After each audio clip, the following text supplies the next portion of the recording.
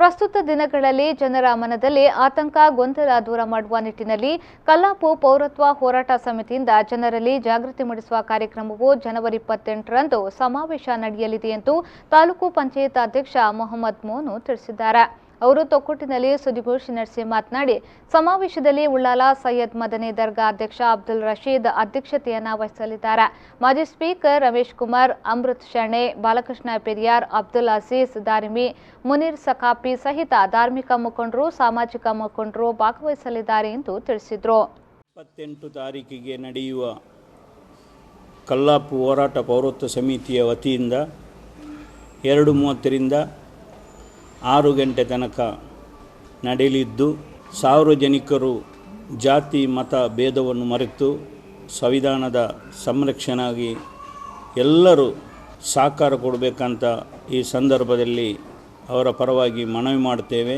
ಈ ಸಭೆಯಲ್ಲಿ ನಮ್ಮ ಕರ್ನಾಟಕ ರಾಜ್ಯದ ಮಾಜಿ ಸ್ಪೀಕರ್ರಾದ ರಮೇಶ್ ಕುಮಾರ್ ಅವರು, ಜಾತ್ಯತೀತರು ಇರುವಂಥ ದಿನೇಶ್ ಹೆಗಡೆ ಉಲಿಪಾಡಿಯವರು, ಅಮೃತ ಸೆನೆಯವರು, ಬಾಲಕೃಷ್ಣ ಪೆರಿಯಾರ್ರವರು, ಅಬ್ದುಲ್ ಅಜೀಜ್ ದಾರ್ಮಿಯವರು, ಮುನೀರ್ ಸಕಾಪಿಯವರು, ಮೊಹಮ್ಮದ್ರವರು, ಅಬ್ದುಲ್ ಕುನ್ನೀರವರು, ಅಬ್ದುಲ್ ಮಜೀದ್ ಅಡ್ವೊಕೇಟ್ರವರು, ಹಲವಾರು ನಮ್ಮ ಕ್ಷೇತ್ರದ ಶಾಸಕರಾದ UT ಖಾದರ್ರವರು, ನಮ್ಮ ಉಳ್ಳಾಲ ದರ್ಗಾದ ಅಧ್ಯಕ್ಷರಾದ ಹಾಜಿ ರಶೀದ್ ಅವರು, ಕಣಚೂರು ಮೋನಾಕನವರು, ಹಲವಾರು ನಾಯಕರುಗಳು ಅದರಲ್ಲಿ ಭಾಗವಹಿಸ್ತಾ ಇದ್ದಾರೆ.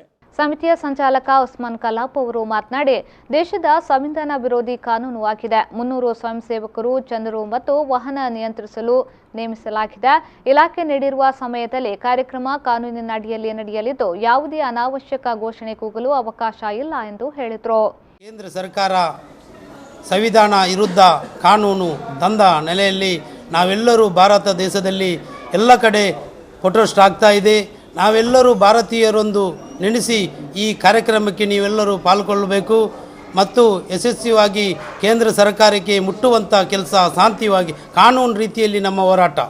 ನಾವು ಎಲ್ಲ ಲೀಡರ್ಸ್ಗಳು, ನಮ್ಮ ಗೆಸ್ಟ್ಗಳು ಮಾತಾಡುವಂಥವರು ಎಲ್ಲ ಕಾನೂನು ರೀತಿಯಲ್ಲಿ ಮಾತಾಡುವಂಥ ವ್ಯಕ್ತಿಯನ್ನು ನಾವು ಕರೆದಿದ್ದೇವೆ.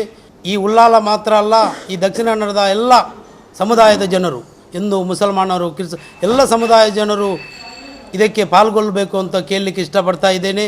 ನಾವೆಲ್ಲರೂ ಭಾರತೀಯರು ಅಂತ ಹೇಳಿ ನೆನೆಸಿ ಈ ಹೋರಾಟಕ್ಕೆ ನೀವು ಕೈ ಜೋಡಿಸಿದರೆ ನಾವೆಲ್ಲರೂ ಒಂದೇ ತಾಯಿಯ ಮಕ್ಕಳಾಗಿ, ನಾವೆಲ್ಲರೂ ಅಣ್ಣ ತಮ್ಮಂದರಾಗಿ ಇರುವಂಥ ಈ ಭಾರತ ದೇಶದಲ್ಲಿ ಈ ಕೋಮು ಭಾವನೆ ಬಿಚ್ಚುವಂಥ ಈ ಕಾನೂನು ತಂದ ನೆಲೆಯಲ್ಲಿ ನಾವೆಲ್ಲರೂ ಈ ಭಾರತ ದೇಶದಲ್ಲಿ ಒಂದಾಗಿ ಹೋರಾಟ ಮಾಡ್ತಾ ಇದ್ದೇವೆ. ಸುದ್ದಿಗೋಷ್ಠಿಯಲ್ಲಿ ಮೇಲಂಗಡಿ ಮೊಹಿಯುದ್ದೀನ್ ಜುಮಾ ಮಸೀದಿ ಅಧ್ಯಕ್ಷ ಮುಸ್ತಫಾ ಅಬ್ದುಲ್ಲಾ, ಮುಖಂಡರಾದ ಫೈರೂಸ್ ಅಹಮದ್ ಉಳ್ಳಾಲ್ ಮತ್ತಿತರರು ಉಪಸ್ಥಿತರಿದ್ದರು.